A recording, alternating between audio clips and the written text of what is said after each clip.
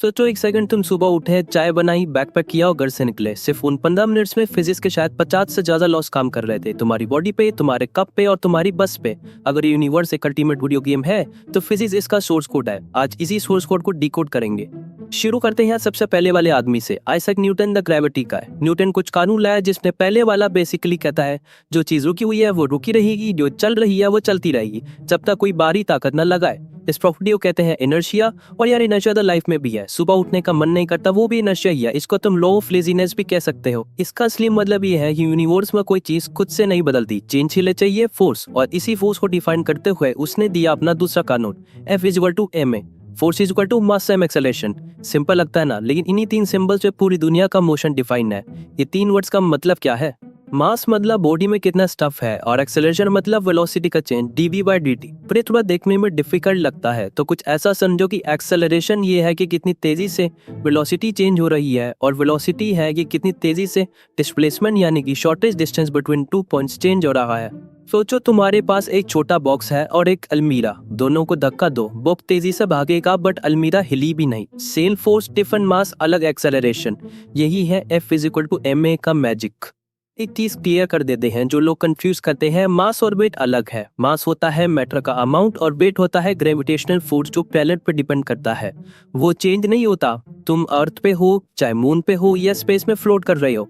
जब तुम कहते हो मेरा वेट 70 kg है, तो टेक्निकली तुम मास बोल रहे हो, वेट तो न्यूटन्स में मेजर होता है। और तीसरा कानून, हर एक्शन का इक्वल एंड अपोजिट रिएक्शन होता है। दीवार को पंच मारेंगे तो दीवार भी वापस आपके हाथ को पंच मारेगी, that's why it hurts. Newton bike के सिर पे एप्पल गिरा ऐसा लोग कहते हैं, लेकिन एक्चुअल में उसके सिर पे नहीं गिरा था, पर उस मूवमेंट ने पूरी फिजिक्स बदल के रख दी। उसने सोचा ये चीज नीचे क्यों आई, ऊपर क्यों नहीं गई। यही क्वेश्चंस उसको ले आया एक कंसेप्ट पर, ग्रेविटी। न्यूटन ने सिर्फ एप्पल का फॉल नहीं सोचा, उसने सोचा कि शायद वो फोर्स जो एप्पल को खींचती है वो मून को भी खींचती है। और उसने फॉर्मूला दिया लॉ ऑफ यूनिवर्सल ग्रेविटेशन का। दो चीजें एक दूसरे को अट्रैक्ट करती हैं, फोर्स उनके मास के प्रोडक्ट का प्रोपोर्शनल और डिस्टेंस के स्क्वायर के इनवर्सली प्रोपोर्शनल। मतलब ज्यादा मास ज्यादा अट्रैक्शन, ज्यादा दूर बहुत कम अट्रैक्शन। इसलिए सन जो बहुत बड़ा मास है पूरे सोलर सिस्टम को अपने अराउंड रखता है। एक और चीज, ऑर्बिट। अर्थ सन के अराउंड क्यों घूमती है? कोई चीज तो होगी जो उसको रोक रही है सीधा भागने से, उसका कारण ग्रेविटी ही है। सोचो एक बॉल रोप से घुमाओ, रोप का टेंशन उस बॉल को अंदर खींचता है, इसलिए वो सर्कल में घूमती है। ग्रेविटी वही रोप है अर्थ और सन के बीच। इस अंदर की फोर्स को कहते हैं सेंट्रीपिटल फोर्स। ऑर्बिट को falling and missing the ground भी कहा जाता है। ऐसा क्यों? एक और सीन इमेजिन करते हैं, एक कैनन से नॉर्मल स्पीड पर बॉल फायर हुआ, बॉल दूर गई और नीचे गिर गई। अब बहुत तेजी से फायर करते हैं, इतना तेज कि जब तक वो नीचे गिरना शुरू करती है और खुद कर्व हो जाती है उसके आगे, तो वो गिरती रहती है, अर्थ कर्व होती रहती है, और वो कभी ग्राउंड नहीं टच करती, वो बस घूमती ही रहती है। यही है orbit, falling and missing the ground continuously. अब एक और इम्पोर्टेंट प्ले, फ्रिक्शन। ये वो फोर्स है जो मोशन को रोकता है जब दो सरफेसेस एक दूसरे के अगेंस्ट होते हैं। एक बारी अलमीरा को धक्का देने की कोशिश करो, पहले वो हिलती नहीं, क्योंकि वहाँ फ्रिक्शन का एक रूप स्टैटिक फ्रिक्शन काम करता है। अब वो जब स्लाइड करना शुरू करती है तो काम करता है दूसरा रूप, यानी कि काइनेटिक फ्रिक्शन। और इंटरेस्टिंग बात, काइनेटिक फ्रिक्शन थोड़ा कम होता है स्टैटिक फ्रिक्शन से, इसलिए पहला धक्का सबसे मुश्किल होता है।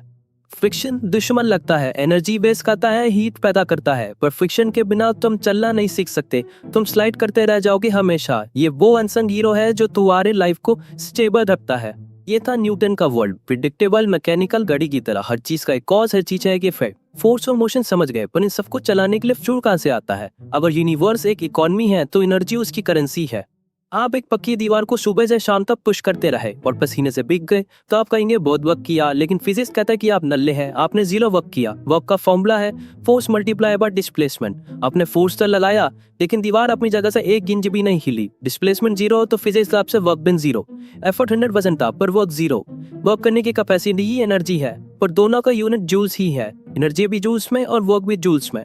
पावर होती है रेट ऑफ डूइंग वर्क, कितने टाइम में कितना काम किया। जूल्स पर सेकंड को ही कहते हैं वॉट्स। एक 100 वॉट का बल्ब 100 जूल्स पर सेकंड कंज्यूम करता है। एक बॉल को ग्राउंड से ऊपर ले जाते हैं, अब इस समय जो एनर्जी है उसे कहते हैं पोटेंशियल एनर्जी। इसका फॉर्मूला है mgn। अब इसको छोड़ते ही ये गिरने लगी, इसे कहते हैं kinetic energy, ½ mv²। Plant hit किया तो हीट और साउंड, वही एनर्जी सिर्फ डिफरेंट अवतार्स में। यहाँ आता है फिजिक्स का सबसे ब्यूटीफुल लॉ, एनर्जी कभी क्रिएट नहीं होती, एनर्जी कभी डिस्ट्रॉय नहीं होती, वो सिर्फ फॉर्म चेंज करती है। अगर टेक्निकल भाषा में कहें तो it's a law of conservation of energy. Energy खत्म नहीं हुई, सिर्फ यूजलेस फॉर्म में चली गई। यहाँ से थर्मोडायनेमिक्स का सबसे फिलोसफिकल कंसेप्ट आता है, एंट्रोपी। एंट्रोपी बेसिकली डिसऑर्डर या रैंडमनेस का मेजर है।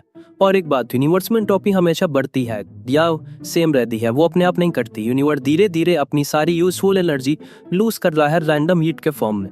सोचो एक कमरा साफ और नाइस, अगर तुम कुछ नहीं करो तो वो खुद मैसी हो जाएगा। मैसी कमरा खुद साफ नहीं होगा, तुम्हें एनर्जी लगानी पड़ेगी। यही एंट्रोपी है। ये यूनिवर्स का एक फंडामेंटल एरो है, टाइम की डायरेक्शन। और टेम्परेचर यह है, सिर्फ गर्म ठंडा नहीं, टेम्परेचर एक्चुअली एटम्स की एवरेज काइनेटिक एनर्जी का मेजर है।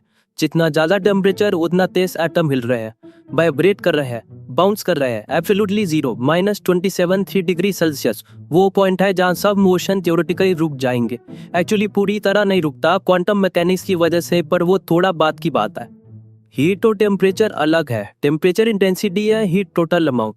जब तुम किसी चीज को छूते हो वो ठंडी लगती है, तो एक्चुअली इसका मतलब है कि वो तुमसे हीट ले रही है। चीज ठंडी नहीं है, वो बस तुमसे एनर्जी खींच रही है। टेम्परेचर का सिंपल मतलब है एटॉमिक विगल। किसी ऑब्जेक्ट के अंदर एटम्स कितनी तेजी से वाइब्रेट कर रहे हैं या डांस कर रहे हैं। ज्यादा फास्ट डांस मतलब हाई टेम्परेचर। एटम्स विगल करते हैं, हीट बनाती है, ये तो ठीक है, पर एटम्स बने किस चीज से है, उन्हें आपस में जोड़ कौन रहा है? Welcome to the electrical side of reality, जो पूरी मॉडर्न सिविलाइजेशन को चलाती है, इलेक्ट्रोमैग्नेटिज्म। यहाँ मिलती है एक इनविजिबल फोर्स, चार्ज। इलेक्ट्रॉन के पास नेगेटिव चार्ज होता है, प्रोटॉन के पास पॉजिटिव। लाइक चार्जेस रिपेल करते हैं और अपोजिट चार्जेस अट्रैक्ट करते हैं। इनके बीच के इसी अट्रैक्शन या रिपल्जन को कैलकुलेट करता है कूलम्ब्स लॉ। देखने में न्यूटन के ग्रेविटेशन लॉ जैसा ही है। दोनों में फोर्सेस चार्जेस या मासेस के प्रोडक्ट के प्रोपोर्शनल है और डिस्टेंस के इनवर्सली प्रोपोर्शनल। ये कोई कोइंसिडेंस नहीं है, यूनिवर्स एक ही साइड में सोचता है। Coulomb's law basically Newton's gravity का इलेक्ट्रिकल डिस्गाइज है। सेम स्ट्रक्चर, अलग प्लेयर्स। एक बड़ा फर्क, ग्रेविटेशनल फोर्स हमेशा अट्रैक्टिव होती है, इलेक्ट्रिकल फोर्स अट्रैक्टिव भी हो सकती है और रिपल्सिव भी, डिपेंड करता है चार्जेस पे। अब जब ये चार्जेस फ्लो करना शुरू करते हैं तो बनती है इलेक्ट्रिसिटी। इसे ओम्स लॉ से समझते हैं। इमेजिन कीजिए एक पानी का पाइप। वोल्टेज ही पानी का प्रेशर है, वो पुश जो आगे धक्का देता है। करंट आई खुद बहता हुआ पानी, चार्जेस की एक्चुअल मूवमेंट। और रेजिस्टेंस उस पाइप के अंदर का कचरा या पतला रास्ता जो पानी को रोकने की कोशिश करता है। कुछ मटेरियल इजीली करंट लेट करते हैं, कंडक्टर्स जैसे कॉपर, कुछ बिल्कुल नहीं, इंसुलेटर्स जैसे रबड़, बीच वाले सेमीकंडक्टर्स जैसे सिलिकॉन, जो बेसिकली पूरी मॉडर्न टेक का बैकबोन है। Ohm's law V = IR, voltage = current time resistance. एक सिंपल रिलेशन जो सर्किट्स की नींव है। रेजिस्टेंस बढ़ाओ करंट कम हो जाता है, वोल्टेज बढ़ाओ करंट बढ़ जाता है। ये रिलेशनशिप तुम्हारे हर इलेक्ट्रॉनिक डिवाइस में काम कर रही है। लेकिन इस फिजिक्स की साइड का सबसे मैजिकल हिस्सा क्या है? मैग्नेटिज्म और इलेक्ट्रिसिटी का कनेक्शन। 10th सेंचुरी में जेम्स क्लर्क मैक्सवेल ने कुछ ऐसा किया जो फिजिक्स की हिस्ट्री में लैंडमार्क है। उससे दिखाया कि इलेक्ट्रिसिटी और मैग्नेटिज्म अलग नहीं है, वो एक ही फिनोमेना के दो फेसेस है। इसको डिफाइन करते हैं Maxwell's equations. Moving charges create magnetic field, changing magnetic field creates electric field. ये एक दूसरे को फीड करते हैं, एक ऑसिलेटिंग लूप जो खुद को प्रोपोगेट कर सकता है स्पेस में। और मैक्सवेल ने कैलकुलेट किया कि ये लूप कितनी स्पीड से ट्रैवल करता है, और एक नंबर आया रफली 3 × 10⁸ मीटर पर सेकेंड। रुके, ये नंबर देखा सा लगता है। जी हाँ, स्पीड ऑफ लाइट, मतलब लाइट खुद एक इलेक्ट्रोमैग्नेटिक वेव है। Radio waves, X rays, microwave, visible light सब एक ही चीजें हैं, सिर्फ अलग अलग फ्रीक्वेंसी पे। आज इलेक्ट्रिक मोटर में भी यही प्रिंसिपल है। मैग्नेट से इलेक्ट्रिसिटी, इलेक्ट्रिसिटी से मैग्नेट और मोशन पैदा होता है। जनरेटर में भी मैकेनिकल मोशन से इलेक्ट्रिसिटी। पूरी पावर ग्रिड मैक्सवेल के इक्वेशंस पर चल रही है। अब जूम करते हैं एक स्टेप और अंदर, एटम्स के अंदर, और देखते हैं कि एक्चुअली क्या चल रहा है वहाँ। फिजिक्स का स्टैंडर्ड मॉडल बेसिकली यूनिवर्स की कंप्लीट गैस लिस्ट है। सब फंडामेंटल पार्टिकल लिस्टेड है। दो मेन कैटेगरीज में, क्वार्क्स और लेप्टॉन्स। क्वार्क्स वो पार्टिकल है जो प्रोटॉन्स और न्यूट्रॉन्स बनाते हैं। 3 क्वार्क्स एक प्रोटॉन या न्यूट्रॉन बनाता है। क्वार्क्स खुद अकेले नहीं रहते, नेचर ने उन्हें ऑलवेज ग्रुप में रहने में मजबूर कर रखा है।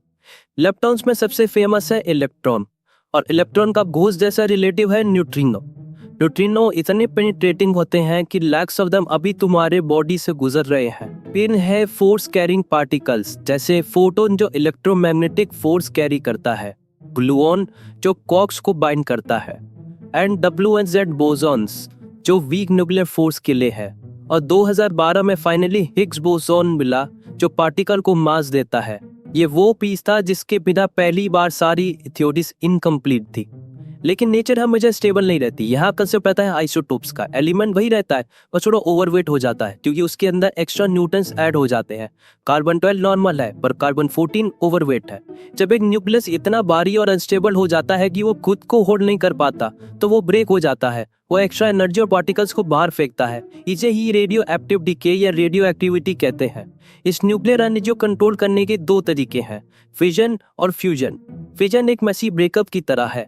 एक हैवी एटम जैसे यूरेनियम पे पार्टिकल्स स्ट्राइक करता है और वो दो हिस्सों में टूट जाता है और मैसिव हीट रिलीज करता है। यही टेक्निक हमारे न्यूक्लियर रिएक्टर्स और एटॉमिक बॉम्ब में यूज होती है। और फ्यूजन ये एक पावरफुल मैरिज की तरह है। दो बहुत हल्के एटम जैसे हाइड्रोजन को इतनी तेजी से स्मैश किया जाता है कि वो जुड़कर एक नया हैवी एटम जैसे हीलियम बन जाता है। इस प्रोसेस में और भी ज्यादा एनर्जी निकलती है। यही फ्यूजन है जो हमारे सन को सारे स्टार्स को पावर देती है। फिजन से भी ज्यादा एनर्जी रिलीज होती है इसमें और वेस्ट भी कम, पर प्रॉब्लम है इसको कंट्रोल करना बहुत मुश्किल है। फ्यूजन रिएक्टर्स पर काफी रिसर्च चल रही है। अगर सॉल्व हो गया तो बेसिकली इनफाइनाइट क्लीन एनर्जी मिलेगी। माइक्रोस्कोपिक दुनिया बहुत इंटेंस है, लेकिन चलिए थोड़ा जूम आउट करते हैं। अब एक आदमी की बात करते हैं जिसने दुनिया को लिटरली अलग नजर से देखना सिखाया, एल्बर्ट आइंस्टाइन। और इसके आइडियाज इतने वियर्ड थे कि पहली बार सुनकर लगता है कि ये जोक मार पाए। आइंस्टाइन का पहला इंसाइट लाइट वैक्यूम में करीब 3 लाख किलोमीटर पर सेकंड की स्पीड से चलती है और किसी के लिए भी सेम है। चाहे तुम खड़े हो, चाहे रॉकेट पे बैठे हो जो 90% स्पीड से लाइट चल रहा हो, तब भी लाइट की स्पीड तुम्हारे लिए सेम ही मेजर होगी। ये सोच के दिमाग हिल जाता है। सोचो तुम 100 किलोमीटर पर आवर से चल रहे हो, कोई तुम्हारी तरफ 100 किलोमीटर पर आवर से आ रहा है, तुम एक दूसरे को 200 किलोमीटर पर आवर की स्पीड से अप्रोच करते हुए दिख रहे हो। लाइट के साथ ऐसा नहीं होता। तुम कितनी स्पीड से ही भागो, लाइट हमेशा 3 लाख किलोमीटर पर सेकंड से चल रही होगी। इसी एक ऑब्जर्वेशन से आइंस्टाइन ने स्पेशल रिलेटिविटी निकाली। अब सोचने वाली बात है, अगर लाइट की स्पीड फिक्स है तो मैथमेटिकली रूल्स को बैलेंस करने के लिए किसी न किसी चीज को तो एडजस्ट होना ही पड़ेगा। और वो चीज एडजस्ट होती है टाइम और स्पेस। जब तुम बहुत तेज मूव करते हो, टाइम स्लो हो जाता है तुम्हारे लिए कंपेयर टू किसी स्लो चीज के। इसे ही कहते हैं टाइम डायलेशन। ये साइंस फ्रिक्शन नहीं, ये प्रूवन है। जीपीएस सैटेलाइट्स को टाइम डायलेशन के लिए कैलिब्रेट करना पड़ता है, वरना नेविगेशन गलत हो जाता है। तेज चल रहे एस्ट्रोनॉट्स अर्थ वालों से थोड़ा कम एज करते हैं। अगर तुम close to speed of light से स्पेस में जाओ, कुछ साल वापस आओ, तो अर्थ में काफी ज्यादा टाइम गुजर चुका होगा। बाद आइंस्टाइन ने न्यूटन की ग्रेविटी को रीडिफाइन किया। ग्रेविटी कोई इनविजिबल खींचातानी वाला पुलिंग फोर्स नहीं है। ग्रेविटी बेसिकली स्पेस टाइम का कर्व होना है। इमेजिन कीजिए एक स्ट्रेच ट्रैम्पोलिन, अगर उस पे एक बाहरी बॉल रख दी जाए तो ट्रैम्पोलिन बीच से दब जाएगा, एक कर्व बन जाएगा। अगर आप एक छोटी सी मार्बल बॉल उसके आसपास जोर करेंगे तो वो सीधा लाइन में नहीं जाएगी, वो उस कर्व की वजह से उस बॉल के चक्कर लगाने लगेगी। स्पेस एग्जैक्टली ही ऐसा ही एक फैब्रिक है। स्टार्स और प्लेनेट अपने भारी मास से स्पेस को बेंड करते हैं और इसी बेंडिंग को हम ग्रेविटी कहते हैं। इसका एक और रिजल्ट, लाइट भी बेंड होती है मैसिव ऑब्जेक्ट्स के पास। ये 1919 में प्रूव हुआ था और इसी सारी मैथ्स का सबसे आइकॉनिक कंक्लूजन था E=mc²। एनर्जी और मास अलग अलग चीजें नहीं है, वो एक ही कॉइन के दो पहलू है। Mass is super compress energy और energy is mass in solid form. Einstein को सब समझ आ गया था, स्पेस साइंस पूरी बेंड हो रहा था, सब प्रेडिक्टेबल था। लेकिन एक चीज थी जिसने उन्हें जिंदगी भर परेशान किया। जब रियलिटी को वापस जूम इन करके एक सिंगल इलेक्ट्रॉन या फोटोन के लेवल पर देखा गया तो सारे रूल्स टूट गए। Welcome to the quantum realm. यहाँ कॉमन सेंस काम नहीं करती। 19th सेंचुरी में सेटल माना जाता था कि लाइट एक वेव है, पर 20th सेंचुरी की शुरुआत में आइंस्टाइन ने दिखाया कि लाइट फोटोन से बनती है, यानी कि पार्टिकल्स। तो अब सवाल है कि लाइट क्या है, वेव या पार्टिकल? आंसर है दोनों। और ये सिर्फ लाइट तक लिमिटेड नहीं है। इलेक्ट्रॉन्स और टेक्निकली हर फंडामेंटल चीज वेव पार्टिकल डुअलिटी शो करती है। फेमस डबल स्प्लिट एक्सपेरिमेंट को सोचो। जब एक इलेक्ट्रॉन को दो स्लिट्स वाले सरफेस से गुजारा जाता है तो वो दोनों स्लिट्स से एक साथ निकलता है और खुद एक साथ इंटरफेयर करता है, बिल्कुल एक वेव की तरह। पर यहाँ ट्विस्ट आता है, अगर हम एक डिटेक्टर लगा दे और देखने लगे कि वो किस स्लिट से गया तो सडनली वो सिर्फ एक ही स्लिट से गुजरता है, पार्टिकल की तरह। मतलब तुम्हारी ऑब्जर्वेशन ने फिजिक्स की रियलिटी को ही बदल दिया।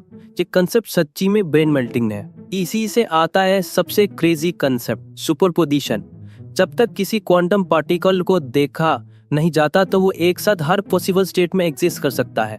वो लेफ्ट भी जा रहा है, वो राइट भी जा रहा है, स्पिन अप भी कर रहा है, स्पिन डाउन भी कर रहा है। Famous Schrodinger cat thought experiment इसी का एक एक्सटेंशन है। बॉक्स के अंदर एक बिल्ली एक ही टाइम पर जिंदा भी है और मरी हुई भी, इन स्टेट ऑफ प्रोबेबिलिटी, जब तक बॉक्स खोलकर रियलिटी कंफर्म ना की जाए। ये एटम्स कोई सॉलिड छोटी बॉल्स नहीं है, ये बस श्रोडिंगर की प्रोबेबिलिटी क्लाउड्स है, एक धुंधला मैथमेटिकल दुआ जहाँ पार्टिकल्स होने के चांसेस है। और इसी ब्लरी रियलिटी को डिफाइन करता है हाइजेनबर्ग अनसर्टेनिटी प्रिंसिपल। ये यूनिवर्स का एक अजीब रूल है, आप एक पार्टिकल की एग्जैक्ट पोजीशन और उसकी एग्जैक्ट स्पीड एक ही वक्त पर नहीं जान सकते। अगर पोजीशन बिल्कुल एक्यूरेट पता कर ली तो उसकी स्पीड कम्प्लीटली अननोन हो जाएगी। अगर स्पीड पता चल गई तो पार्टिकल्स कहाँ है ये पता नहीं चलेगा। और ध्यान देने वाली बात यह है कि हमारा माइक्रोस्कोप खराब नहीं है, ये रियलिटी है कि फंडामेंटली नेचर ब्लरी है। Universe refuses to let you know everything at once. एक डीप माइक्रोस्कोपिक लेवल पर रियलिटी सिर्फ प्रोबेबिलिटीज और चांसेस का गेम है। लेकिन क्वांटम वर्ल्ड का सबसे स्पूकी पार्ट अभी बाकी है। जब दो पार्टिकल्स एंटेंगल हो जाते हैं तो वो एक दूसरे से जुड़ जाते हैं। अगर आप एक पार्टिकल का स्टेट बदल दो तो दूसरा पार्टिकल इंस्टेंटली अपना स्टेट बदल लेता है, चाहे वो कितना भी दूर हो। आइंस्टाइन ने इसे ही स्पूकी एक्शन एट डिस्टेंस कहा था। ये इन्फॉर्मेशन लाइट से भी फास्ट ट्रैवल करती है, जो फिजिक्स के बेसिक रूल्स को चैलेंज करती है। आपको लग रहा होगा कि ये सब सिर्फ थ्योरीज है, पर बिना क्वांटम मैकेनिक्स के आपका मोबाइल, कंप्यूटर और इंटरनेट एग्जिस्ट ही नहीं कर सकते। लेजर से लेकर MRI स्कैन्स तक सब क्वांटम फिजिक्स पर ही बेस है। और फ्यूचर में क्वांटम कंप्यूटर्स हमारी दुनिया को पूरी तरह बदल के रख देंगे। ये सारी मस्त नॉलेज मैं आपको बस एक सब्सक्राइब बटन के क्लिक के एक्सचेंज में ही दे रहा हूँ। और हाँ, मैं जानता हूँ आप सोच रहे होंगे कि अभी कुछ मिसिंग सा लग रहा है। Fluid mechanics, sound waves. मेरी एक ही थ्योरी है, इंसान को उतना ही दो जितना वो हजम कर पाए, चाहे वो फूड हो या ज्ञान। ये टॉपिक्स कभी फ्यूचर की वीडियोस में कवर करेंगे। तब तक के लिए appreciate the beauty of physics.